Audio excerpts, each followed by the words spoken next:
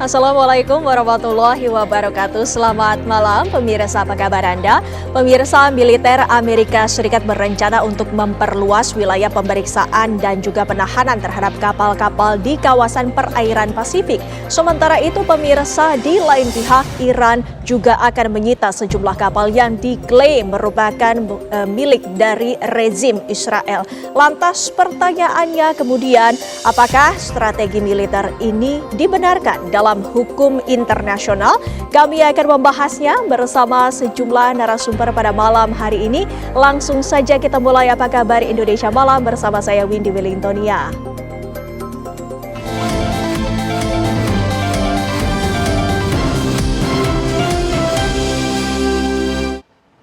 Pemirsa, terdakwa kasus dugaan korupsi pengadaan laptop berbasis Chromebook, Ibrahim Arif, menyampaikan nota pembelaan dalam sidang pledoi. Tim kuasa hukum terdakwa menyebutkan tidak ada satupun bukti yang menunjukkan keterlibatan kliennya dalam perkara ini. Dalam pledoi, terdakwa secara tegas membantah seluruh tuntutan jaksa dan menyebutkan tuntutan tersebut tidak didasarkan pada fakta persidangan. Selama proses persidangan tidak ada satupun alat bukti yang menunjukkan keterlibatan terdakwa dalam perkara ini. Dalam nota pembelaannya, terdakwa juga meluruskan sejumlah hal yang sebelumnya dipersoalkan, di antaranya mengenai sumber penghasilan dan kepemilikan aset yang menurut terdakwa berasal dari kegiatan sah dan tidak berkaitan dengan proyek pengadaan Chromebook. Selain itu, terdakwa juga mengaku mengalami tekanan atau intimidasi selama proses hukum berlangsung. Atas dasar itu, terdakwa dan tim kuasa hukum berharap majelis hakim dapat menjatuhkan putusan bebas. Sidang selanjutnya akan dilanjutkan dengan agenda replik dari jaksa penuntut umum.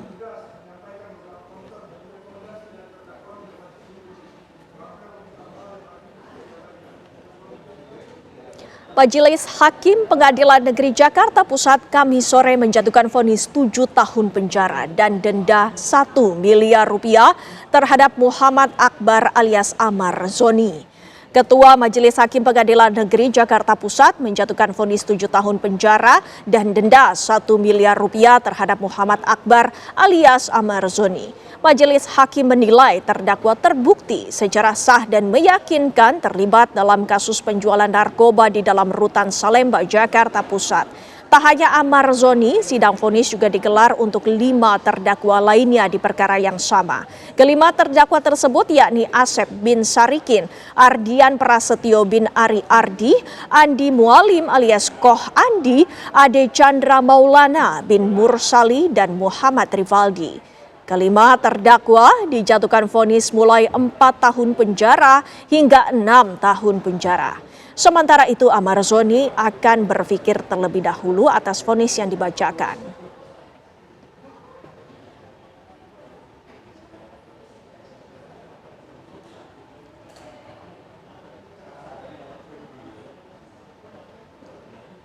Eksekusi lahan dilaksanakan pada Kamis siang di Jalan Mualim Aminuddin, Cibubur, Jakarta Timur. Sejumlah rumah milik warga dibongkar, sementara warga tak kuasa menahan tangis saat proses eksekusi berlangsung. Proses eksekusi lahan di Jalan Mualim Aminuddin, Cibubur, Jakarta Timur menyasar sejumlah rumah milik warga di sekitar lokasi. Saat petugas melaksanakan pembongkaran, sejumlah warga terlihat menangis karena kehilangan tempat tinggal yang selama ini mereka huni. Kuasa hukum warga menyebutkan eksekusi ini berdasarkan putusan pengadilan yang telah berkekuatan hukum tetap mulai dari pengadilan negeri hingga kasasi. Namun pihaknya menilai terdapat cacat administrasi dalam proses tersebut, salah satunya terkait penerbitan dokumen kepemilikan tanah. Hal ini dinilai janggal karena diduga terjadi penerbitan dokumen setelah pemilik meninggal dunia. Dalam sengketa ini disebutkan pula adanya 2 pihak penggugat yang mengklaim kepemilikan serta diduga membeli lahan pada tahun 80-an. Namun disebut tidak pernah menempati lokasi tersebut. Sementara itu jumlah objek yang terdampak eksekusi diperkirakan mencapai puluhan bangunan baik rumah tinggal, ruko maupun bangunan lainnya.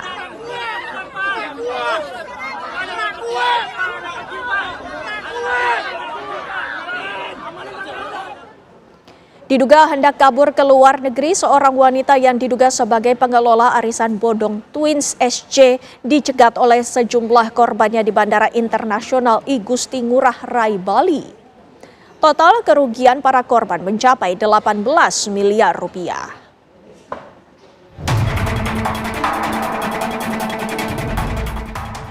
Aksi saling pukul dan saling jambak terjadi di Terminal Keberangkatan Internasional Bandara Ngurah Rai pada Senin 20 April 2026. Sejumlah member arisan online Twins SC berhasil mengendus rencana pelarian sang pengelola NNS alias SC yang diduga hendak melarikan diri dengan terbang menuju Jepang bersama suaminya. Para korban yang geram nekat ke bandara setelah merasa ditipu oleh skema arisan dan investasi yang ditawarkan melalui grup WhatsApp oleh pelaku. Berdasarkan pengakuan para korban, pencairan dana arisan dengan nilai kerugian kolektif mencapai 18 miliar rupiah kini macet total.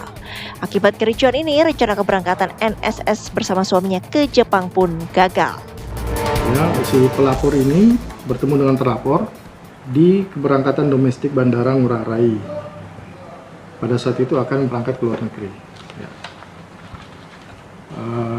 Tujuannya bertemu adalah pelapor menanyakan perkara uang arisan milik pelapor ya, sebanyak 244.580.000 yang tidak dikembalikan oleh pelapor. Cukup. Dalam modusnya, NSS menggunakan grup WhatsApp bernama Twins SC untuk menawarkan arisan online dan investasi tambahan dengan iming-iming keuntungan tinggi dalam waktu singkat. Grup arisan ini melibatkan sekitar 150 anggota dengan total kerugian kolektif ditaksir mencapai 10 hingga 18 miliar rupiah. Hingga saat ini, pihak kepolisian masih melakukan pemeriksaan lebih lanjut terhadap NNS. Masyarakat pun diimbau untuk selalu waspada terhadap tawaran investasi atau arisan online dengan keuntungan yang tidak masuk akal. Dari Denpasar, Bali, Aris Wianto, TV One mengabarkan. Kebakaran hebat hanguskan 41 kios di Pasar Baru, Tuban, Jawa Timur pada Kamis dini hari. Kobaran api dengan cepat membesar membuat para pedagang panik dan tak sempat menyelamatkan barang dagangan mereka. Api terlihat membumbung tinggi dan dengan cepat merambat ke seluruh bangunan pasar. Kencangnya angin serta banyaknya material yang mudah terbakar membuat api dengan mudah menghanguskan puluhan ruko beserta seluruh isinya. Sejumlah pedagang hanya bisa pasrah melihat tempat usaha mereka ludes terbakar. Sementara lainnya berupaya untuk menyelamatkan diri lantaran kobaran api yang terlalu besar. 5 unit pemadam kebakaran yang tiba di lokasi berupaya memadamkan kebakaran. Petugas dibagi ke beberapa titik untuk melokalisir api agar tidak semakin meluas.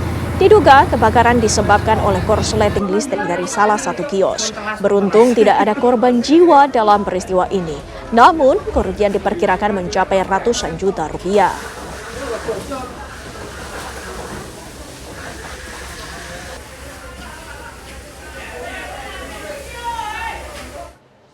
Kebakaran hebat melanda gunungan sampah liar di kawasan Pegangsaan 2, Kelapa Gading, Jakarta Utara. Saat proses pemadaman, seorang petugas mengalami sesak napas karena terhirup asap tebal yang membumbung tinggi. Kepulan asap tebal membumbung tinggi dari terbakarnya gunungan sampah liar di kawasan Pegangsaan 2, Kelapa Gading, Jakarta Utara pada Kamis siang. Para petugas pemadam kebakaran bahkan terpaksa harus menggunakan tabung oksigen tambahan untuk menjangkau titik api karena asap tebal tersebut dapat mengganggu pernapasan mereka. Kebakaran yang terjadi sejak dini hari ini sulit dipadamkan lantaran besarnya volume sampah serta diperparah dengan banyaknya material yang mudah terbakar seperti busa dan puing-puing. Bahkan seorang petugas pemadam kebakaran mengalami sesak napas akibat menghirup asap tebal dan langsung dievakuasi ke mobil ambulans untuk mendapatkan bantuan oksigen.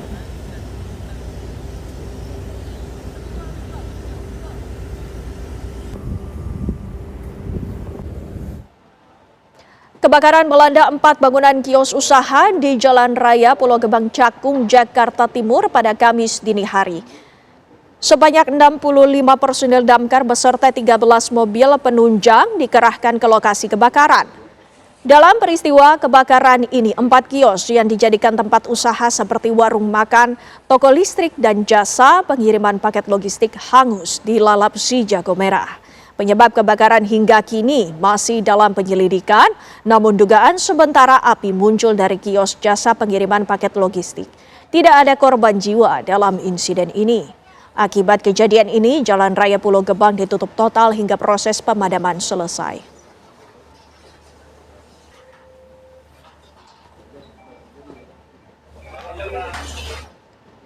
Kebakaran hebat menghanguskan gudang penyimpanan biji plastik milik UD Maju Mapan yang berada di Jalan Raya Tanjung, Kecamatan Kedamean, Gresik, Jawa Timur. Api baru padam setelah lebih dari 6 jam petugas berjibaku memadamkan api. Kobaran api mulai muncul sekitar pukul 20 lebih 45 WIB dari area belakang gudang. Kencangnya tiupan angin dan banyaknya barang yang mudah terbakar membuat api cepat membesar. Selain itu, sulitnya suplai air juga menghambat proses pemadaman di lokasi. Api baru berhasil dijinakan sekitar pukul 3 dini hari setelah 6 unit mobil damkar dikerahkan.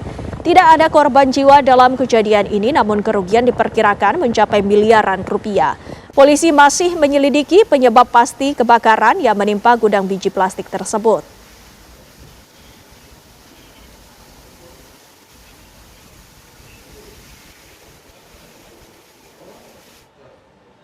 Pemirsa, hari ini sejumlah wilayah di Jakarta mengalami pemadaman listrik mendadak secara serentak. Akibatnya, pelayanan di sejumlah tempat umum sempat terganggu sejenak. Di Kelurahan Malaka Jaya, Duren Sawi, Jakarta Timur, saat aliran listrik padam mendadak, aktivitas di pelayanan di Kelurahan Malaka Jaya tengah berlangsung sehingga menyebabkan pelayanan terhenti. Menurut keterangan Lurah Malaka Jaya, tidak ada pemberitahuan sebelumnya jika akan ada pemadaman aliran listrik dari pihak terkait.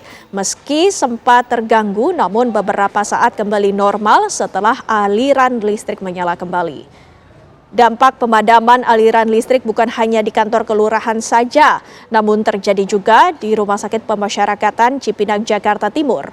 Akibatnya, suasana ruangan menjadi gelap dan pelayanan pun sempat terhenti. Yaitu tadi yang menjadi pertanyaannya, pemirsa. Apakah strategi militer baik yang dilakukan oleh Amerika Serikat maupun Iran ini dibenarkan secara hukum internasional? Kami akan membahasnya bersama sejumlah narasumber yang saat ini sudah bergabung bersama kami. Satu persatu kami sapa. Di sebelah saya sudah ada Prof. Makarim Wibisono yang merupakan Duta Besar Republik Indonesia di PBB periode 2004-2007. Selamat malam, Assalamualaikum Prof. Terima kasih sudah hadir bersama kami. Dan kami juga ingin langsung menyapa di sebelahnya, pemirsa, sudah hadir pula Prof. Yon Mahmudi yang merupakan pengamat Timur Tengah dari Universitas Indonesia. Selamat malam, Prof. Selamat malam, ya, terima kasih. Alhamdulillah telah hadir bersama kami. Terima kasih. Dan juga kami ingin menyapa satu lagi narasumber yang berada di ujung sana bersama Fahmi Alfansi yang merupakan pakar geopolitik dan keamanan. Selamat malam, Mas Fahmi. Terima kasih sudah hadir. Ya, sama-sama. Ya, tentunya ini menjadi sebuah perkembangan yang menarik ketika kita mengetahui bahwa gencatan senjata ini telah diperpanjang meskipun secara sepihak, namun ada kekuatan militer yang ditambah di perairan Pasifik dan juga ada kekuatan dari Iran di Selat Hormuz. Kami akan membahasnya. Prof. Makarim, Anda melihatnya apa yang dilakukan oleh Amerika yang menyatakan ingin mendorong gencatan senjata, tapi di lain pihak ada beberapa kapal induk yang sudah disiagakan di kawasan Arab ini. Ini memang ada misi tertentu menurut Anda yang dilakukan oleh Amerika Serikat?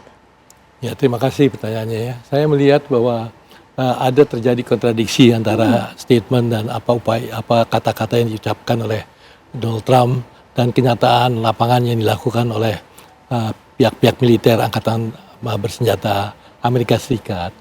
Tapi saya melihatnya ya bahwa ini juga mungkin terjadi karena keadaan yang kritis yang dihadapi oleh Donald Trump. Karena dalam waktu 5 hari lagi Donald Trump ini akan menghadapi sikap Kongres Amerika Serikat yang tegas.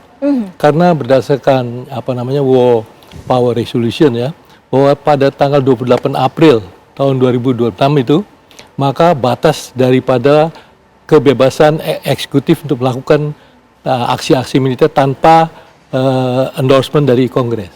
Sesudah itu tidak ada lagi biaya. Nah, oleh karena itu dia berusaha sedemikian rupa untuk membuat aneka upaya untuk agar supaya dalam waktu yang singkat ini akan diperoleh jalan keluar bagi mundurnya dia atau bagaimana dia bisa menyelesaikan masalah ini.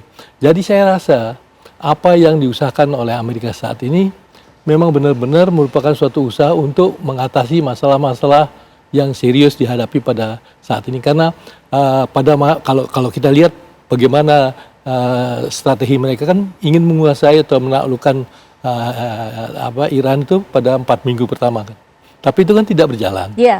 Terus kemudian diundurkan lagi, dan sampai 5 hari sebelum deadline itu, ini juga belum pasti. Ya, oleh karena itu mungkin ini adalah kreasi baru untuk mencoba mencari-cari jalan agar supaya dicari jalan keluar untuk mengatasi masalah itu. Mas Fahmi, tapi kan secara hukum internasional apakah dibenarkan untuk memasang ataupun adanya kapal induk di perairan internasional? Ya sebenarnya kalau kita melihat perdebatan soal itu pasti akan selalu ada. Karena posisi kapal-kapal induk itu bukan hanya berada di perairan internasional, bahkan ada kapal-kapal perusak Amerika juga berada di perairan yang sebenarnya dekat dengan perairan teritorial negara-negara Teluk. Dan mereka bahkan melakukan operasi di sana, operasi militer. Bukan hanya dalam bentuk kapalnya saja, tapi melakukan pengerahan aset udara, helikopter, seperti yang dilakukan oleh kapal perusak Peterson. Dia kerahkan kapal helikopter untuk menginterdiksi atau mengintercept daripada kapal tanker Iran, VLCC Iran Deep Sea beberapa waktu yang lalu. Nah, ini menunjukkan bahwa kita sekarang berhadapan dengan dunia yang apalagi dengan major power yang tidak lagi mengindahkan ketentuan-ketentuan hukum internasional. Apalagi memang Amerika sendiri belum meratifikasi atau mungkin tidak akan pernah meratifikasi konvensi hukum laut internasional tersebut. Jadi ini menjadi sebuah jadi Amerika ini ya hipokrit kan. Pada satu sisi dia minta agar ada kebebasan bernavigasi termasuk di wilayah Asia Tenggara ini, perairan Asia Tenggara ini. Tapi di sisi lain dia tidak mau untuk diganggu kebebasan dia, dan dia juga tidak akan mungkin kita melakukan atau mengerahkan kapal-kapal perang kita ke dekat perairan dia. Pasti dia akan membantahnya atau menolaknya. Nah, karena itu kembali kepada pertanyaan seperti tadi, sebenarnya kalau itu betul-betul di high seas memang tidak ada larangan. Tetapi persoalannya bukan keberadaan kapal-kapal perang Amerika itu tidak hanya ada di high seas, tapi bahkan sudah memasuki sebagian perairan teritorial di negara-negara Teluk. Ya, hal ini pun direspon Prof Yom. Kita ketahui bersama bahwa IRGC juga tidak tinggal diam. Ada beberapa kapal yang ternyata juga disita oleh Iran. Ini adalah tindakan atas dasar apa menurut Anda? Ya, itu kan juga satu bisa jadi sebagai tindakan balasan ya atas yang dilakukan oleh Amerika terhadap kapal Iran yang disita sebelumnya ya. Ini kan ada 2 yang disita oleh Garda Revolusi. Jadi juga bisa melakukan hal yang sama kalau itu jadikan bagian gertakan dari Amerika ya. Iran bisa melakukannya, bahkan bisa double dari apa yang dilakukan oleh Amerika. Kemudian yang kedua tentu Garda Revolusi juga dalam hal ini memberikan peringatan keras begitu ya. Begitu kapal-kapal Amerika maju ya mendekati atau masuk ya ke bibir perbatasan Selat Hormuz itu, maka Garda Revolusi juga akan siap untuk menghancurkan. Itu kan mereka coba ya diancam, silakan masuk, kami akan hancurkan. Nah, ini kan sesuatu yang memang betul-betul direncanakan ya oleh Garda Revolusi berkaitan dengan strategi, termasuk juga menunggu sampai kemudian ada pergerakan semakin dekat dengan Hormuz. Menurut mereka adalah semakin bagus ya. Maka kan kemudian kapal Amerika juga menjaga jarak ya di dalam hal posisinya ya dengan Selat Hormuz. Nah, posisi Selat Hormuz saya kira sangat dikuasai ya oleh Garda Revolusi dan paham betul ya tentang situasi dan lain sebagainya di sekitar Selat Hormuz. Maka Amerika tadi saya katakan tidak berani masuk. Hanya saja tentu ya persoalannya sekarang adalah kuat-kuatan begitu ya, lama-lamaan gitu ya. Apakah kemudian Iran bisa dikeringkan kantongnya, ekonominya dihancurkan dengan diblokade semacam itu? Tetapi kan blokade ini juga tidak hanya berdampak kepada Iran begitu, tapi juga akan berdampak kepada negara-negara lain termasuk juga Amerika yang saat ini kan harga minyak juga sudah melambung tinggi hampir 2 kali lipat ya, yang sebelumnya $2 per galon sekarang udah mencapai hampir 4 gitu. Iya. Pasti juga rakyat akan teriak kalau semakin lama strategi ini dilakukan oleh Amerika. Lantas sikap dari negara-negara di dunia, Prof. Makarim, Anda melihatnya termasuk PBB pula yang ini merupakan lembaga tertinggi ataupun di internasional, apa yang bisa dilakukan oleh mereka? Pertama ya, mereka rata-rata berusaha agar supaya masalah-masalah ini melibatkan apa yang disebut Perserikatan Bangsa-Bangsa ya. Karena apa? Karena kalau pendekatannya masih like-minded countries ya, mencoba menjadi mediasi untuk hal-hal ini, maka biasanya hanya berdasarkan bargaining dari pihak-pihak ya. Tapi kalau ini melibatkan misalnya saja Perserikatan Bangsa-Bangsa di dalam mencoba menyelesaikan masalah pertikaian ini ya, biasanya digunakan rujukan-rujukan hukum internasional lah gitu ya, karena mereka juga sebagai organisasi internasional. Nah di samping itu juga ya ada semacam desakan untuk mencoba mengingatkan pihak-pihak yang bersengketa itu mencoba mencegah terjadinya konflik-konflik yang besar ini, karena semua sudah sadar ya bahwa kalau terjadi konflik yang besar di Timur Tengah ini, dampaknya itu akan luar biasa. Yeah. Ya, akan luar biasa. Baik dampak militer maupun dampak ekonomi maupun dampak politiknya. Ya, oleh karena itu akan diusahakan oleh negara-negara yang mempunyai kesempatan untuk melakukan itu, berusaha mencari jalan-jalan agar ini bisa direduksi ya, di eskalasinya diturunkan. Yeah. Tapi kita ketahui juga ya, ada mekanisme di negara Amerika Serikat sendiri yang mencoba mempunyai kesempatan untuk menilai apa yang dilakukan oleh kepala pemerintahnya. Ya.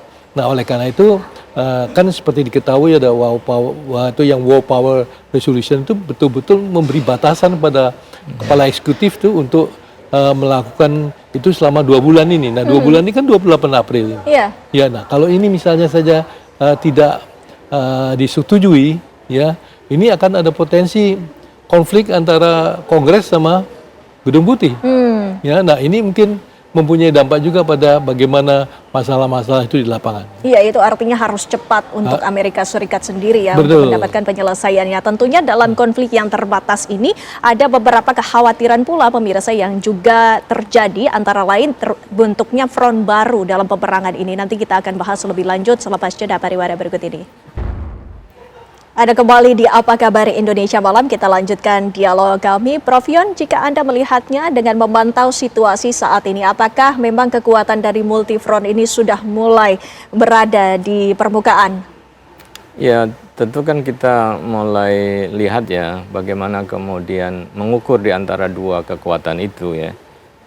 Secara internal tadi disebutkan bahwa posisi Amerika itu dukungan internal kan melemah. Tetapi sebaliknya Iran dukungan internal sangat kuat gitu ya. Semangat berperangnya masih sangat kuat, sementara Amerika semangat berperangnya sudah mulai melemah. Nah, oleh karena itu kan perlu dilakukan exit strateginya seperti apa begitu ya. Yang jelas bahwa menurut saya bahwa Amerika tidak akan melanjutkan perang dalam skala yang besar karena mereka sudah menghitung resikonya begitu ya.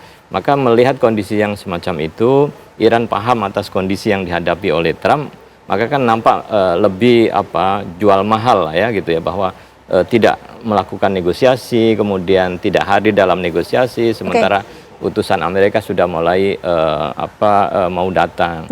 Nah, oleh karena itu kan pasti membutuhkan juga mediasi dari beberapa negara-negara lain yang kemudian bisa menyelesaikan masalah Selat Hormuz. Saya kira persoalan utama kan adalah Selat Hormuz. Begitu Amerika membuka Selat Hormuz, maka Iran akan membuka. Cuman kan persoalan ini kan sudah berhadapan. Siapa yang mau membuka dulu gitu kan? Amerika maunya Iran buka dulu ya. Iran meminta bahwa Amerika buka dulu gitu ya. Kalau kalau saya yang membuka dulu nanti saya dianggap loser ya. Sementara yang lain juga seperti itu. Tapi kan harusnya kemudian negosiasi itu bisa dilakukan ya. Karena tadi yang terdampak tidak hanya Amerika dan Iran, tetapi juga negara-negara lain di dunia. Pasti tekanan ke Amerika Donald Trump juga cukup kuat, tapi dia pasti akan menunggu sampai batas maksimal apa yang dia dapatkan begitu ya, baru agreement itu akan dilakukan. Tapi kan permasalahannya ini sekarang ini bukan hanya di Selat Hormuz, tapi sudah meluas ke berbagai wilayah, bahkan perairan Pasifik dan juga melebar kemana-mana. Ini artinya sudah ada pelibatan dari pihak-pihak lainnya, Prof. Yon melihat. Ya, memang potensinya akan semacam itu. Katakanlah kemudian Cina yang sangat tergantung ya dengan minyak yang dilakukan oleh Iran, apabila pasokannya terganggu, pasti Cina juga tidak akan tinggal diam begitu ya atas apa yang kemungkinan itu mengganggu. Pasti dalam filosofinya Cina, siapapun yang mengganggu ekonominya pasti akan mendapatkan resiko. Dia tidak akan melakukan serangan, tapi kalau tanker-tankernya yang masuk ya dan keluar dari Selat Hormuz itu dijadikan sasaran, pasti dia tidak akan membiarkan ada second attack yang dilakukan oleh Amerika. Dia akan melakukan hal yang sama. Nah, ini juga akan berpotensi kepada perluasan front kalau itu dilakukan. Belum kalau kemudian Iran mengaitkan dengan apa yang dilakukan oleh Israel ya, Hizbullah dan lain sebagainya. Itu juga kalau pilihannya kemudian perang, pasti front-frontnya akan semakin banyak ya. Iya, Mas Fahmi, ini kan berarti bukan hanya di Selat Hormuz saja yang tadi awalnya menjadi akar permasalahan, tapi sudah melalui ke perairan lainnya seperti Pasifik dan bahkan ke wilayah Asia Timur yang juga menjadi salah satu yang kabarnya sudah ada beberapa tentara dari Amerika Serikat juga bersiaga di sana. Menurut Anda? Ya, ini sebenarnya sesuatu yang sudah diumumkan pada minggu kedua oleh Ketua Gabungan Kepala Staf Amerika bahwa mereka memang akan melakukan operasi yang disebut sebagai Maritime Interdiction Operation, MIO. Jadi operasi penjegatan maritim yang dilakukan dan waktu itu sempat disebut memang Pasifik, kawasan Pasifik. Dan secara praktis memang sudah dilakukan. Kapal Tiffany yang diduga terkait dengan Iran itu dihadang dan ditangkap oleh Amerika di perairan Samudra Hindia. Dan ironisnya ini memang kapal ini diduga sudah melakukan pemindahan muatan ship to ship dan dia berangkat dari Port Klang, Malaysia, terus melalui perairan Kepulauan Riau, naik ke atas Selat Malaka, lalu ditangkap di Samudra Hindia. Dan sebenarnya ini juga bukan yang pertama. Cuma bedanya sekarang ini sekarang cenderung lebih terbuka, lebih eksplisit. Sejak bertahun-tahun yang lalu sebenarnya Amerika sudah melakukan operasi ini, tetapi lebih banyak melalui negara-negara kawasan, kerjasama dengan negara kawasan, bagaimana menegakkan sanksi ekonomi terhadap Iran atau yang terkait dengan Iran ini bisa efektif. Tetapi sekali lagi model-model operasi militer ini tidak selalu efektif ya, karena penyedia informasi maritim yang berbasis di London misalnya itu menyampaikan ada beberapa versi dari mereka. Ada yang menyatakan bahwa sepanjang perang ini berlangsung, itu sekitar 47 kapal yang terindikasi Iran itu berhasil menembus blokade Selat Hormuz. Karena mereka mematikan transponder. Mereka juga menyembunyikan identitas kapal mereka. Bahkan mereka mampu memindahkan muatan minyak mentah itu. Dan kemudian kapal yang dipindahkan itu telah berhasil berjalan ke negara di Asia Timur. Nah, ini menjadi semakin berisiko ya, tetapi pada sisi lain ini juga mungkin akan memberikan atensi yang lebih besar bagi negara-negara di kawasan, termasuk juga kita tahu bahwa ada pertemuan yang dipimpin oleh Inggris ya. Inggris gabung dengan Prancis kemudian menggalang sekitar 30 negara termasuk Indonesia juga sudah ikut dalam pertemuan itu untuk bagaimana sebenarnya mungkin nanti tidak hanya akan menjaga Selat Hormuz tapi bagaimana mengembalikan rezim keamanan maritim ini sesuai dengan prinsip-prinsip yang ada di dalam UNCLOS, Konvensi Hukum Laut Internasional itu. Memang tantangannya adalah bagaimana jangan sampai perang terbuka antara Amerika dengan Iran itu muncul kembali. Jadi kalau bisa memang, ini kita dengar-dengar ya, entah benar entah tidak, rumor Jumat ini mau ketemu gitu ya, di antara mereka. Dan sebenarnya dua negara ini memang sama-sama sudah serius ya, kalau kita lihat. Ada keseriusan memang untuk bertemu, tapi mungkin ada poin-poin yang belum disepakati di level pemimpin tertinggi kedua negara. Ya, Prof. Makarin, ini kan menjadi sebuah situasi yang pelik, di mana artinya negara-negara ini harus menahan diri untuk tidak ikut terlibat dalam konflik agar tidak semakin meluas, Prof. Makarin. Betul sekali ya, karena mereka juga mengetahui dengan keterlibatan negara-negara lain di dalam isu ini, maka masalahnya di kompleks gitu ya. Jadi dengan demikian maka mereka berusaha mencari forum-forum ataupun juga metode-metode untuk mempengaruhi agar masing-masing pihak yang bersengketa itu bisa meredakan ketegangan yang ada. Masalahnya ini sekarang kan masing-masing pihak ini mencoba mencari bagaimana cara yang paling baik atau yang disebut tadi exit strategi yang manis ya, yang kira-kira bisa dianggap sebagai jalan keluar yang tidak memalukan lah gitu ya. Nah itu yang sekarang merupakan suatu metode atau cara yang dicari oleh masing-masing untuk mencari jalan keluar ini. Karena kalau kita perhatikan secara seksama juga, masing-masing pihak ini juga sudah sampai pada titik-titik yang sangat menentukan untuk mereka itu tidak akan melanjutkan peperangan ini lebih lanjut karena kondisi kapasitas yang bukan hanya kapasitas militer tapi kapasitas administrasi maupun kapasitas negosiasi politik ya di dalam negeri maupun di kawasannya yang dia perlukan untuk diselesaikan dengan baik. Ya, sampai dengan saat ini apa saja yang sudah dilakukan, Prof. Makarim? Yang sekarang dilakukan kan seperti diketahui ya bahwa Pakistan sudah mencari beberapa cara kira-kira yang bisa bisa dipakai untuk mencoba menyelamatkan masalah ini. Ya. Nah, kedua kita juga bisa mengetahui bahwa Perserikatan Bangsa-Bangsa sekjennya sudah menganjurkan kepada kepala-kepala negara pihak yang berwenang untuk mencoba mencari jalan-jalan damai ya untuk mengatasi masalah ini ya. Nah, kita juga melihat juga bahwa dari negara-negara yang disebut sebagai negara-negara yang terlibat di Timur Tengah itu kan sama sekali menahan diri untuk tidak ikut terlibat, Pak. Ya. Walaupun misalnya ada serangan-serangan yang dijatuhkan di wilayahnya, tapi dia sendiri mencoba mengusahakan agar dia sendiri restrain ya, dia untuk bisa melibatkan itu. Nah, dengan kata lain saya perhatikan hal-hal ini sangat ditentukan lagi di dalam 5 hari ke depan ini. Kalau misalnya, apalagi tadi dikatakan bahwa hari Jumat ini juga akan ada perundingan mengenai hal ini ya, hari-hari ini sangat menentukan sekali. Jadi minggu ini sangat menentukan sekali. Nah, kalau misalnya minggu ini diperoleh ada kata sepakat untuk mencari dasar sebagai fondasi bagi kesepakatan yang bersama, maka negosiasi ini mendapatkan formula yang disepakati lah gitu ya. Oleh karena itu kita hendaknya juga ikut serta memberikan dorongan kepada pihak-pihak masing-masing pihak itu untuk janganlah melanjutkan konflik yang merugikan semua pihak ya.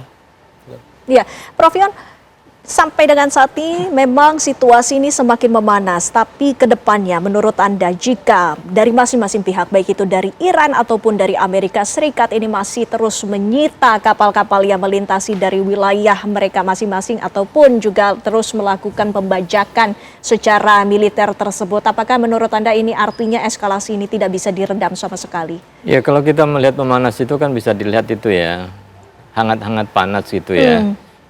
Hangatnya menuju dingin atau hangatnya menuju panas gitu ya. Nah, ini kan dua hal yang memang kondisinya sekarang agak netral ya. Kita tidak bisa kemudian mengatakan ini bahwa eskalasi atau penurunan. Memang kedua sikap yang dilakukan oleh Amerika dan Iran itu juga pada satu sisi juga dia menjaga agar serangan secara langsung tidak dilakukan, tetapi dengan cara melakukan penyanderaan dan lain sebagainya. Namun kalau kemudian ini masih terus dilakukan, blokade itu terus dilakukan oleh Amerika, pasti dampaknya juga akan semakin menyulut ya, adanya potensi-potensi ya. Katakanlah kemudian Amerika menganggap bahwa Iran telah melanggar kesepakatan atau sebaliknya, kalau itu tersulut itu juga pasti akan membesar. Namun serangan yang saat ini kalau akan dilakukan itu kan Amerika tidak bisa melakukan serangan sekali kemudian selesai. Dia harus berpikir bahwa serangan itu adalah serangan cepat tetapi hasilnya sangat mematikan. Nah, teknologi itu kan tidak ada kecuali menggunakan senjata nuklir gitu ya. Kan sempat dirumorkan ya cara terbaik serangan udara ya seperti Hiroshima dan Nagasaki gitu kan, cara-cara lain tidak bisa dilakukan, tetapi kan itu sangat beresiko begitu ya, mau mengarah ke sana atau kemudian cari titik tengah yang kedua-duanya bisa membuat ya kesepakatan, dan intinya ya satu, bahwa bagi Iran tidak ada serangan lagi sebenarnya kan sudah cukup. Mau nggak Amerika berkomitmen tidak melakukan serangan apapun yang terjadi ya. Jangan sampai kemudian sekarang berhenti, setelah itu berikutnya, tahun berikutnya ada potensi-potensi yang dianggapnya tidak sesuai, dia melakukan serangan. Kalau ini kan hanya menyimpan api dalam sekam saja, maka kondisi saat ini harus disadikan sebagai solusi permanen ya atas masalah di kawasan, tidak bisa diselesaikan secara parsial karena banyak melibatkan Amerika, Iran, kemudian Israel dan juga negara-negara Teluk, plus juga dunia internasional. Harapannya sih bisa jadi solusi yang lebih permanen ya, walaupun memang cukup terjal ya jalan menuju ke sana. Ya, Mas Fahmi, lantas kita juga ketahui bersama bahwa di sela-sela perang yang saat ini tengah bergemuruh, ada latihan militer yang diselenggarakan oleh Amerika Serikat di berbagai titik yang juga memberi tanda tanya besar apa sesungguhnya maksud ini, terutama di kawasan-kawasan yang dekat dengan Cina ataupun yang kita ketahui bersama berafiliasi dan juga merupakan rekanan dari Iran. Nanti dijawab selepas jeda ya, Mas Fahmi. Kami masih akan kembali pemirsa sesaat lagi. Kita lanjutkan perbincangan kami, pemirsa. Mas Fahmi, Cina menyatakan sangat geram dengan adanya latihan militer yang dilakukan oleh Amerika Serikat dan Filipina yang juga ternyata melibatkan Jepang. Ini apa sesungguhnya menjadi kekhawatiran?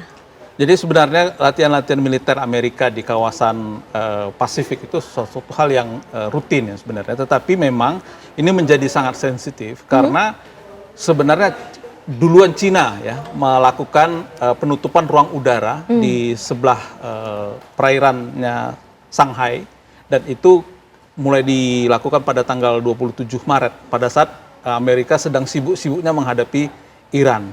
Tampaknya Pentagon dan mungkin juga Gedung Putih itu mulai menyadari perang atrisi atau pengurasan sumber daya mereka di Iran ini, yang dalam perkiraan CSIS Amerika ya, itu sudah menghabiskan kira-kira sekitar 50% persediaan rudal-rudal, terutama rudal pertahanan Amerika, dan itu membutuhkan minimal 42 bulan atau 3,5 tahun untuk mengcover itu semua. Jadi bahkan kalau kita perhatikan ya, banyak kapal-kapal perusak Amerika yang dikerahkan ke Timur Tengah itu justru adalah aset-aset yang ada di bawah komando Indo-Pasifik.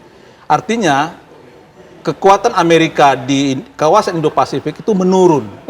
Dan itu yang kemudian dimanfaatkan oleh Cina untuk kemudian menutup ruang udara di sana. Yang kemudian ditafsirkan bahwa ini power projection kepada Taiwan.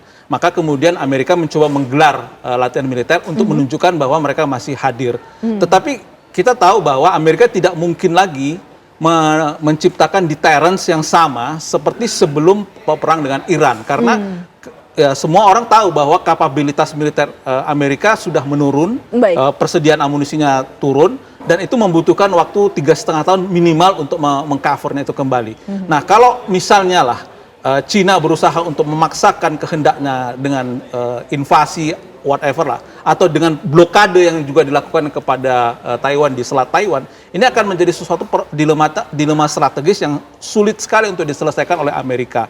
Karena itu Amerika mencoba menjalin hubungan dengan sekutu-sekutunya seperti Filipina dan Jepang untuk mengimbangi dan menunjukkan apa yang disebut dengan reasuransi, ya, reassurance kepada negara-negara sekutu Amerika di Pasifik bahwa kami tidak meninggalkan kalian semua di sini. Tetapi ini kredibilitas daripada kemampuan Amerika ini menjadi menurun, dan inilah yang makanya Trump dan yang lain-lain sangat berkepentingan, sangat berusaha agar perundingan dengan Iran itu berhasil. Ada beberapa indikator yang penting yang kita bisa sampaikan, misalnya justru lebih dulu tim advance Amerika yang tiba di Islamabad daripada tim advance daripada Iran.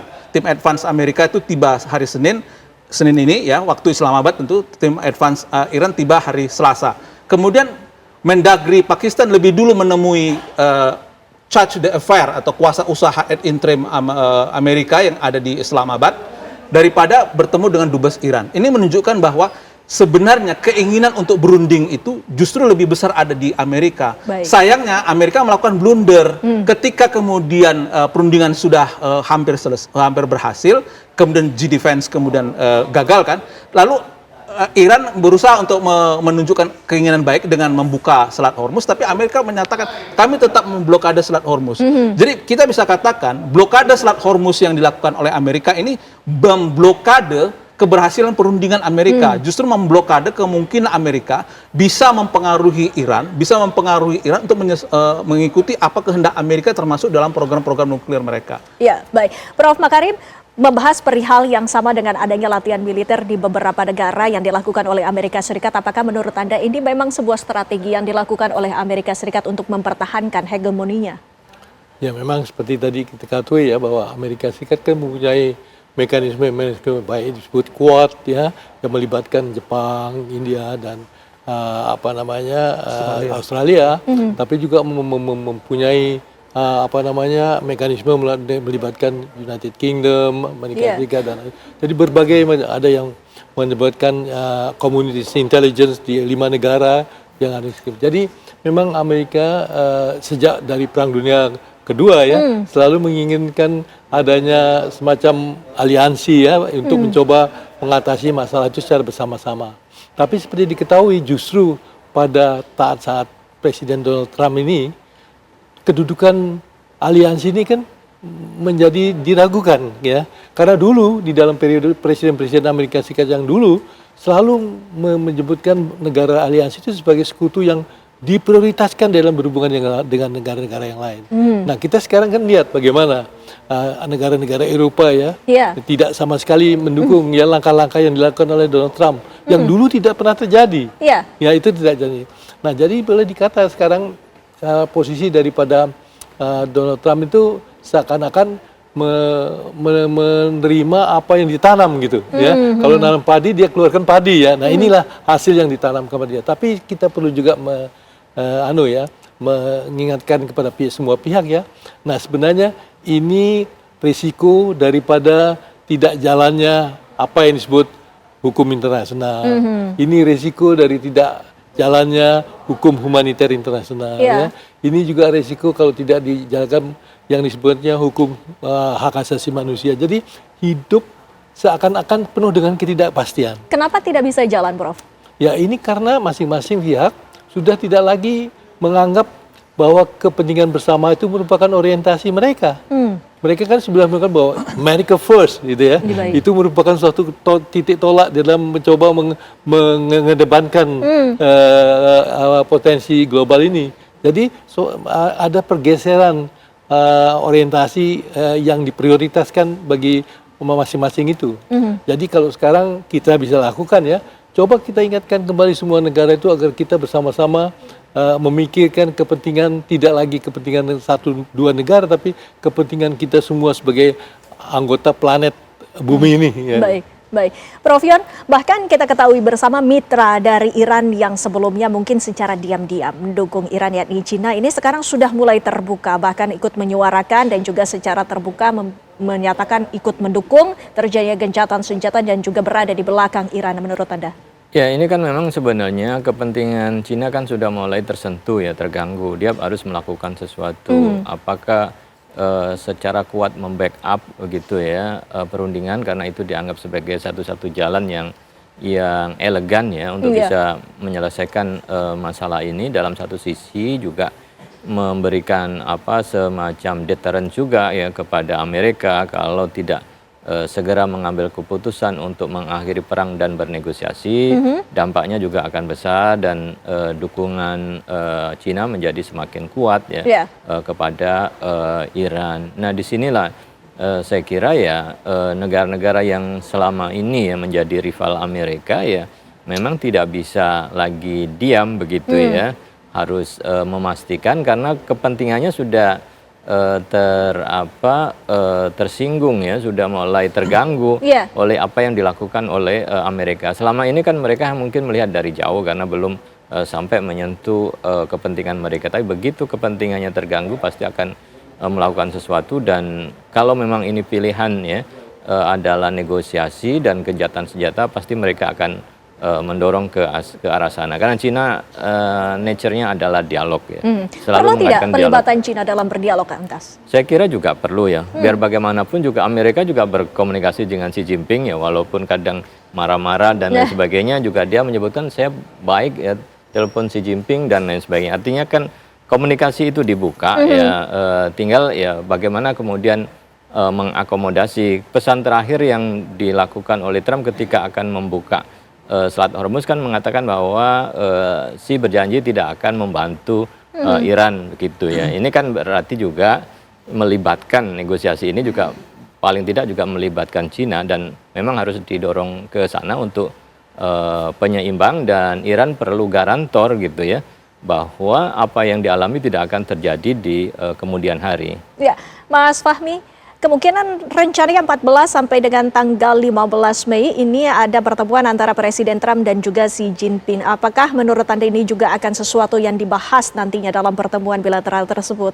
Pasti ya. Jadi Trump ini udah kejar target dia. Dia Kejar harus mendapat sesuatu dari konflik geopolitik yang ada di Selat Hormuz ini. Dia harus mendapatkan sesuatu. Dia mau mencari posisi terbaik yang bisa didapatkannya, sehingga ketika nanti dia berunding dengan Xi Jinping pada pertengahan Mei itu, dia punya posisi yang sudah lebih bagus. Nah, posisi sekarang ini kan posisi yang belum terselesaikan sama sekali, apapun itu, mulai dari urusan program nuklir, urusan Selat Hormuz dan sebagainya.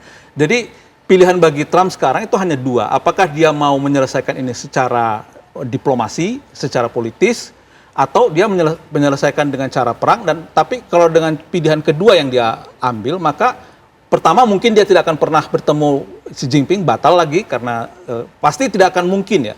Perang ini bisa selesai kalau misalnya gencatan senjata diakhiri kemudian perang lagi, perang bisa selesai sampai pertengahan Mei itu tidak mungkin. Benar tidak mungkin, karena Iran juga terbukti punya banyak senjata yang rahasia, sementara Amerika sudah exhausted, sudah mulai banyak kehilangan amunisi. Jadi Amerika akan semakin terdegradasi, kemudian Iran mungkin ya pasti akan hancur-hancuran karena kota-kota mereka akan dibom oleh Amerika. Tetapi yang lebih penting lagi bahwa ketika ini terjadi, justru Cina akan naik menjadi kekuatan yang lebih mendominasi di kawasan ini. Dan ini yang harusnya dipikirkan dengan matang oleh Amerika. Karena kalau apakah mereka hanya ingin mengakhiri perang dengan Iran dengan cara yang terbaik, dan mereka paling tidak mampu tetap mempertahankan hegemoni mereka, atau katakanlah posisi strategis mereka dengan Cina dan negara-negara besar lainnya, ataukah dia akan hancur-hancuran dan kemudian akan menjadi meluruh kekuatannya. Baik, Prof. Makarim, jika tadi kita lihat sama-sama bahwa Cina ternyata sudah buka-bukaan, nah lantas selain Cina juga di belakang Iran ini ada Rusia. Apakah memang ini kedua negara perlu untuk duduk berdialog dalam hal Iran ini bersama Amerika Serikat? Karena selama ini Amerika Serikat ini nampaknya merasa lebih tinggi dibandingkan Iran, sehingga terus-menerus melakukan serangan di tengah gencatan senjata, Prof. Ya, saya rasa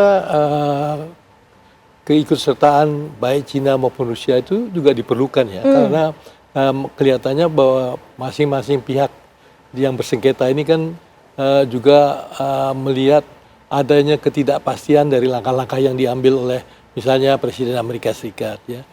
Pertama menyatakan bahwa ini merupakan target, ini yang dikejar, tapi kemudian berubah lagi.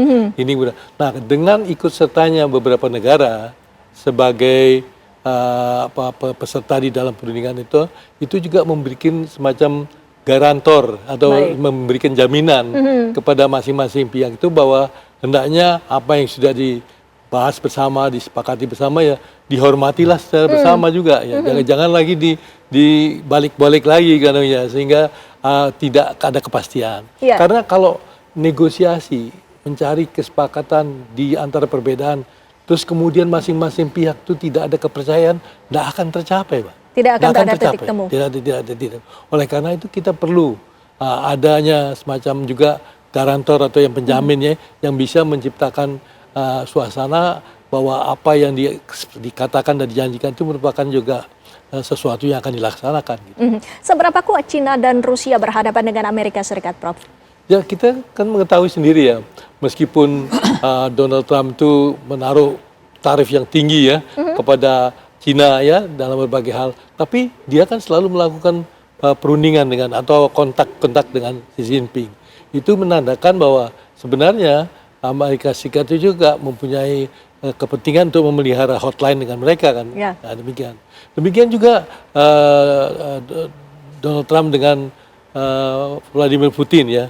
Ya meskipun mereka sebagai negara yang mempunyai posisi yang berbeda di berbagai sikap ya, seperti di lingkungan hidup dan sebagainya, tetapi dia juga mempunyai kontak-kontak yang dilakukan secara reguler ya di antara itu. Jadi Donald Trump, Xi Jinping, Donald Trump, Vladimir Putin itu ada mekanisme untuk berkontak itu. Nah, oleh karena itu kenapa kita tidak ikut sertakan ya beliau-beliau itu untuk ikut bisa mencarikan bahwa ini sudah mencapai titik yang sudah waktunya untuk dicapai kesepakatan daripada dilanjutkan untuk ke arah yang tidak terkendali. Dan Prof Yon, jika ternyata memang benar 2-3 hari ke depan ini rencananya akan dilakukan negosiasi kembali antara Iran dan juga Amerika Serikat, apakah mungkin Iran yang sebelumnya menolak sama sekali untuk bertemu dengan Amerika Serikat ini luluh dan juga akan berunding dan negosiasi perdamaian? Artinya kan perpanjangan yang sekarang ini kan tidak ditentukan waktunya. Jadi ketika 2-3 hari itu sudah mulai kelihatan ya, mungkin hilalnya sudah mulai nampak begitu ya. Ini artinya bahwa ke arah sana itu kesepakatan itu sudah hampir tercapai gitu. Akan lebih baik proses negosiasinya, hasilnya mungkin akan lebih baik dibandingkan sebelumnya. Karena ini kan sebuah proses yang diambangkan, kemudian setelah itu ada kesepakatan waktu untuk berbicara. Ya saya melihat potensi untuk mencapai kesepakatan akan jauh lebih besar karena mereka mengambil jalan untuk bertemu, tidak melanjutkan dalam bentuk serangan atau provokasi ya yang lebih jauh yang mengarah kepada perang kembali ya secara militer begitu. Jika gagal siapa yang dirugikan? Ya tentu kan semua akan merasa dirugikan dan Iran sendiri juga berkepentingan untuk gencatan senjata. Amerika juga berkepentingan, dunia internasional juga berkepentingan. Saya kira semua akan merasa rugi dan memang sudah saatnya melihat adanya gencatan senjata secara permanen. Iya, tentunya itu juga yang kita harapkan semua, bahwa ada gencatan senjata secara permanen, karena kita ketahui bersama bahwa ini tidak hanya berdampak kepada 2 negara saja tapi secara global. Terima kasih sekali lagi Mas Fahmi, Prof Yon, Prof Makarim, waktunya bersama kami di Apa Kabar Indonesia Malam. Dan pemirsa, kami masih akan hadirkan sejumlah informasi lainnya sesaat lagi bersama Vena Kintan. Anda kembali menyaksikan Apa Kabar Indonesia Malam. Pemirsa, Menteri Haji dan Umroh Muhammad Irfan Yusuf melepas 200 petugas penyelenggara ibadah haji daerah kerja Makkah gelombang kedua. Pelepasan berlangsung di Asrama Haji Pondok Gede, Jakarta pada Kamis pagi. Para petugas ini akan bertugas di Mekah, Arab Saudi sebagai pusat pelaksanaan ibadah haji 2026. Penugasan ini menjadi bagian penting dalam memastikan layanan jemaah haji Indonesia berjalan optimal di Tanah Suci. Menhaj menegaskan bahwa tugas di Mekah merupakan amanah besar karena menjadi titik krusial dalam penyelenggaraan ibadah haji. Seluruh petugas diminta menjaga integritas dan memahami tugas secara menyeluruh selama di Mekah. Pelepasan petugas ini menjadi bagian dari penguatan layanan haji Indonesia, khususnya daerah kerja Mekah sebagai pusat puncak pelayanan ibadah haji.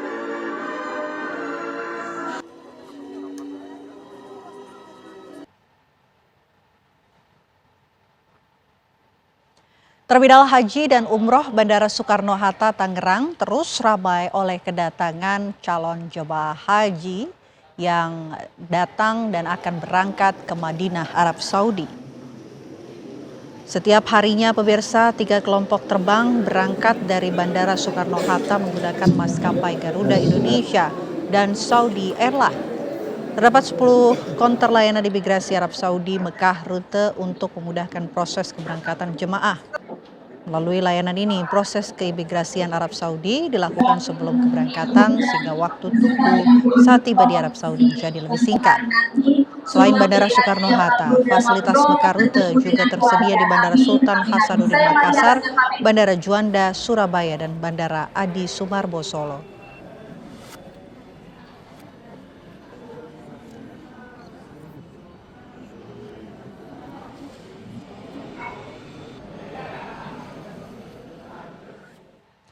Jemaah haji asal Indonesia sujud syukur saat tiba di Bandara Internasional Amir Muhammad bin Abdul Aziz Madinah.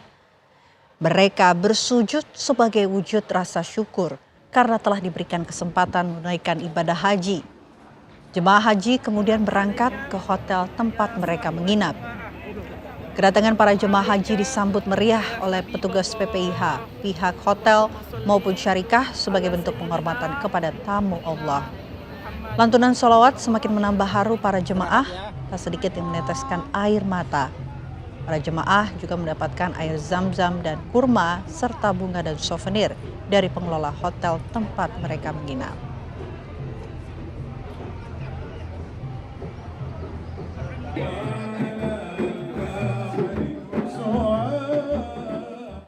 Dan pemirsa, kami akan langsung mengajak Anda terhubung bersama rekan kami, ada Aditya Nugroho yang berada di Madinah, Arab Saudi. Assalamualaikum, selamat malam waktu Jakarta. Aditya, kami ingin tahu bagaimana kemudian persiapan menyambut dan siapa saja jemaah yang sudah tiba di Madinah, Arab Saudi.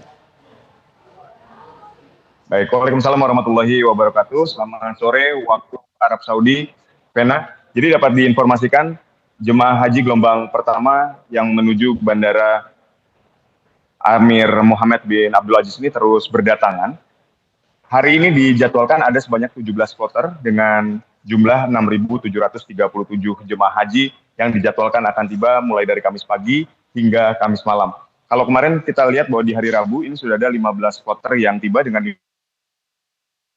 5.997 jemaah haji.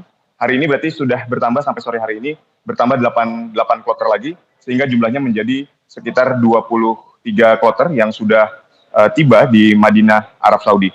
Ada jalur fast track atau Makkah route istilah di sini. Ini proses keimigrasian dipercepat untuk 4 embarkasi, ada Jakarta, JKG, kemudian ada Solo, SOC, ada Surabaya, SUB, dan Makassar. Ini dipercepat jalurnya sehingga ketika sampai di Bandara Amir Muhammad bin Abdul Aziz tidak lagi melakukan proses keimigrasian, langsung dibawa dari bus menuju ke hotel. Ada sekitar 118 hotel yang disiapkan untuk menyambut jemaah haji di wilayah Markaziyah. Markaziyah merupakan wilayah ring 1 dari Masjid Nabawi, sehingga jarak hotel-hotel yang ditempati jemaah haji Indonesia ini sangat dekat jaraknya dari Masjid Nabawi, berkisar antara sekitar 50 sampai 700 meter saja. Ini merupakan kemudahan yang diberikan oleh pemerintah Indonesia untuk bentuk pelayanan terhadap jemaah haji, karena mengusung tema jemaah haji lansia, kita ramah lansia, kemudian perempuan dan disabilitas, sehingga kita berusaha untuk terus memudahkan proses peribadatan haji yang berada di Tanah Suci. Selain itu juga yang perlu diperhatikan adalah transportasi. Ini juga penyediaan transportasi, ada 15 armada atau 15 tempat yang disiapkan. Perusahaan bus menyiapkan sekitar 6.000 armada. 6.000 armada ini akan membawa jemaah haji dari bandara kemudian menuju ke hotel, dan nanti ketika sudah berada 9 hari di Madinah, ini akan dibawa menuju ke Mekah untuk rangkaian proses selanjutnya sampai nanti pada puncak haji.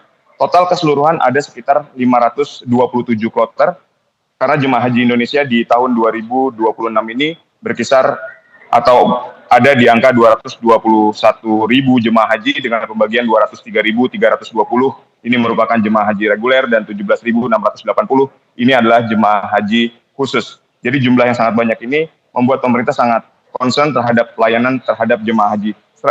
Sekitar 179.000 dari jemaah haji kita adalah jemaah haji dengan risiko tinggi, yang artinya seluruh petugas haji dengan berbagai tusinya ini sudah siap untuk membantu pelayanan terhadap jemaah haji. Ada juga klinik kesehatan haji yang disiapkan, ini untuk membantu jemaah haji yang mengalami masalah kesehatan. Jadi nanti untuk kesehatan sendiri akan berlapis, itu mulai dari sektor, kemudian ketika tidak bisa ditangani oleh tim medis di sektor akan dimasukkan ke dari kloter, sektor, kemudian ke KKHI. Baru ketika penyakitnya cukup parah misalnya, ini akan dirujuk ke rumah sakit di Arab Saudi. Jadi prosesnya sudah dipersiapkan, skemanya dipersiapkan dengan sangat matang. Kemudian ada juga dari Tusi Linjam atau pelindungan jemaah yang terdiri dari TNI dan Polri, ini juga siap untuk membantu jemaah yang berada di sekitar Madinah. Ada beberapa pos seksus yang disiapkan, karena di Masjid Nabawi untuk jemaah haji ini kadang-kadang suka tersesat atau tidak tahu arah misalnya. Nah, ini ada tim-tim Seksus dari Linjam yang bersiaga di sekitaran Masjid Nabawi untuk membantu jemaah haji. Jadi ketika Anda ingin ke Masjid Nabawi karena jarak hotel yang sangat dekat, yang harus diperhatikan adalah Anda jalan harus berombongan, jangan hanya sendiri-sendiri. Ini untuk membantu supaya jemaah haji tidak terpisah dan proses pelaksanaan ibadah di Masjid Nabawi juga berjalan dengan lancar. Demikian Vena Kintan yang dapat dilaporkan, kembali ke studio. Baik, semua sudah disiapkan sedemikian rupa untuk kemudian menyambut dan juga mengawal para jemaah selama beribadah di Madinah, Arab Saudi. Terima kasih Aditya Nugroho, tetap jaga kesehatan Anda. Selamat kembali bertugas. Pemirsa, kami hadirkan informasi berikutnya untuk Anda. Kebakaran hebat menghanguskan 41 kios di Pasar Baru Tuban, Jawa Timur pada Kamis dini hari. Kobaran api dengan cepat membesar membuat para pedagang panik dan tak sempat menyelamatkan barang dagangan mereka. Api terlihat membumbung tinggi dan dengan cepat merambat ke seluruh bangunan pasar. Kencangnya angin serta banyaknya material yang mudah terbakar membuat api dengan mudah menghanguskan puluhan ruko beserta seluruh isinya. Sejumlah pedagang hanya bisa pasrah melihat tempat usaha mereka ludes terbakar. Sementara lainnya berupaya menyelamatkan diri lantaran kobaran api yang terlalu besar. 5 unit pemadam kebakaran yang tiba di lokasi berupaya memadamkan kebakaran. Petugas dibagi ke beberapa titik untuk melokalisir api agar tidak semakin meluas. Diduga kebakaran disebabkan oleh korsleting listrik dari salah satu kios dan beruntung tidak ada korban jiwa dalam peristiwa ini. Kerugian diperkirakan mencapai ratusan juta rupiah.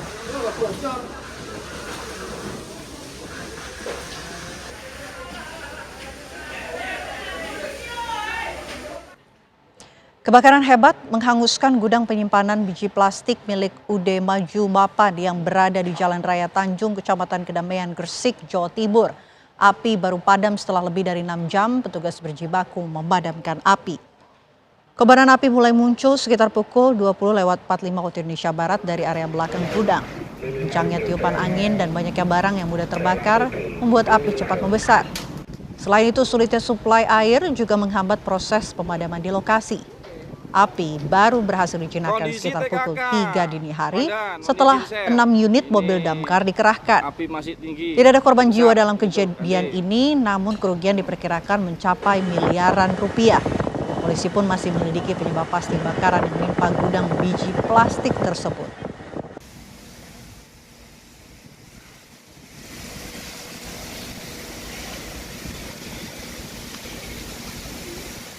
Berikutnya viral di media sosial, pemirsa, rekaman CCTV yang memperlihatkan aksi begal di Jalan Rancamuncang, Gede Bage, Kota Bandung. Seorang pemotor yang hendak pulang kerja menjadi korban. Pelaku mengancam korban dengan senjata tajam. Beruntung aksi tersebut berhasil digagalkan warga yang sedang melakukan ronda. Inilah rekaman CCTV yang viral di media sosial. Video ini merekam aksi 2 orang begal yang menggunakan sepeda motor. Dalam rekaman, terlihat seorang korban yang hendak pulang kerja menepi di pinggir jalan. Tak lama kemudian, salah satu dari 2 orang pelaku menghampiri dan memaksa meminta ponsel milik korban sambil mengancam menggunakan senjata tajam. Sementara satu pelaku sempat mengisi BBM eceran yang tidak jauh dari lokasi kejadian. Korban sempat mempertahankan barang miliknya hingga terjadi tarik-menarik dan keduanya terjatuh. Beruntung warga yang sedang melakukan ronda malam segera datang dan berhasil menggagalkan aksi begal tersebut.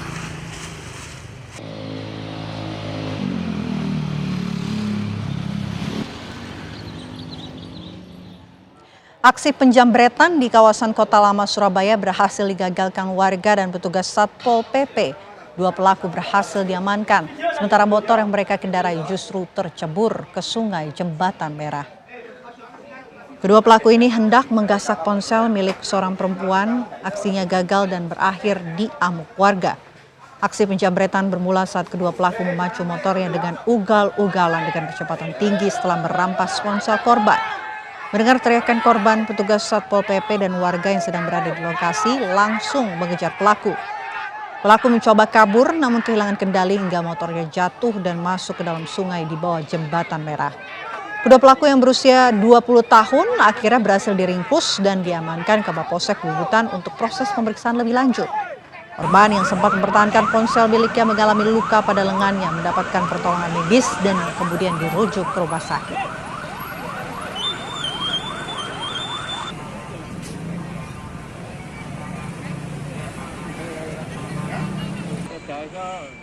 Pemuda berusia 25 tahun warga Sleman, Jawa Tengah nekat menaiki tower provider telekomunikasi di Desa Kuangsan, Kecamatan Sedati, Kabupaten Sidoarjo, Jawa Timur. Pihak petugas gabungan yang terdiri dari Damkar, petugas BPBD Sidoarjo, kepolisian, dan Basarnas Surabaya berusaha membujuk korban untuk turun dan melakukan evakuasi. Akhirnya setelah 6 jam, tim gabungan berhasil mengevakuasi pelaku dan langsung dievakuasi ke puskesmas terdekat untuk mendapatkan perawatan. Diduga kuat pelaku melakukan percobaan bunuh diri akibat depresi masalah diputus pacar. Usai dievakuasi, pelaku langsung dibawa ke puskesmas terdekat untuk mendapatkan perawatan.